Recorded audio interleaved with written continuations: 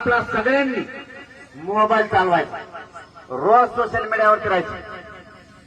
आपली social media इतकी danger आहे, कोणाच्या टीव्हीची सुद्धा गरज लागत नाही.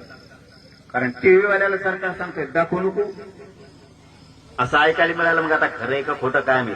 आणि मराठ्याने जर मनावर घेतलं कोणतं कोणतं चॅनल आहे याचं बघायचंच नाही, तिथून एक कुपाट लागायचं, दुकान बंद.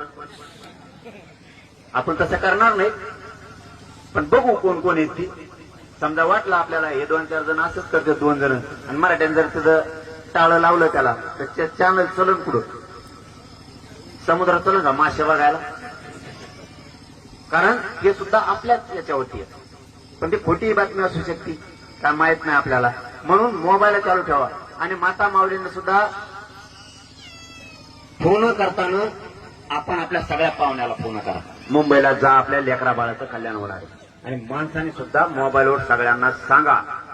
आणि उद्यापासून सगळ्यांनी काम सुरू करा. आपण खूप संख्येने जमलात, अचानक आलोय. माता माऊली माणसं कोणी हल्ले नाही, त्याबद्दल तुमचं मनापासून धन्यवाद. असंच ताकदीनं हजारो आणि लाखो गाड्या घेऊन मुंबईकडे 29 ऑगस्टला या, एवढीच विनंती करतो आणि थांबतो. धन्यवाद. जय शिवराय.